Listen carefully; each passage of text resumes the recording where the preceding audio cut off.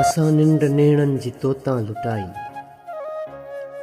असां निंड नेणनि जी तोतां लुटाई। पिरी जाग खे भाग पंहिंजो बणायो। असां दर्द खे माग पंहिंजो बणायो। असां निंड नेणनि जी तोतां लुटाई। पिरी जाग खे भाग पंहिंजो बणायो। असां दर्द खे माग पंहिंजो बणायो। सितारनि ठठोलियूं कयूं राति सारी। चयूं कीअं कटींदे इहा राति कारी। बदन खे वकोड़े असां बेकरारी। अखियूं तुंहिंजे रस्ते रखी पे निहारियो। अखियूं तुंहिंजे रस्ते रखी पे निहारियो। सॼी राति तोॾे सखी पे निहारियो। सितारनि जूं आकाश ते के अदाऊं ऐं सियारे जे रातियुनि जूं थधिड़ियूं हवाऊं।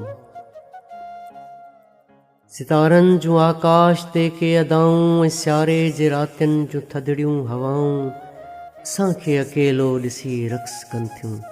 इन्ही पल अंदर मां के आहूं उथनि थियूं। ईअं राति मां थी कढे बाख मुहड़ो। झुरी थो पवे नेठि झोरीअ में जीअड़ो। गलनि ते वसी माक लुड़कनि जी पए थी ऐं कोयल उदासीअ जा आलाप ॾिए थी। चपनि ते उन्हारे जा झोला लॻनि था। उमीदुनि जा ॾीआ मधम थी वञनि था। टुटी थियूं पवनि के तंबूरे जूं तारूं। पुकारूं पुकारूं हीअं थी पवे थो। वरी सुबुह जो कांव भित ते लवे थो त दिलि में वरी का उमंग कर खणे थी। वरी सुबुह जो कांव भित ते लवे थो त दिलि में वरी का उमंग कर खणे थी। तूं ईंदे खणी गुल हथनि में। झलींदुसि मां कोमल नरम गल हथनि में। तूं ईंदे खणी गुल हथनि में। झलींदुसि मां कोमल नरम गल हथनि में। अखियुनि ई अखियुनि में तूं ओरींदे ॻाल्हियूं। पलव साण उघंदे अखियूं मुंहिंजूं आलियूं। अखियुनि ई अखियुनि में तूं ओरींदे ॻाल्हियूं। पलव साण उघंदे अखियूं मुंहिंजूं आलियूं। ईअं ई मां सोचनि जे तुरहे तरां थो। सॼो ॾींहुं तुंहिंजे ई ॻणतियुनि ॻरां थो।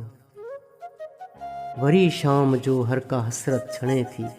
वरी का न रंगीन दुनिया वणे थी। वरी शाम जो हर का हसरत छणे थी। वरी का न रंगीन दुनिया वणे थी।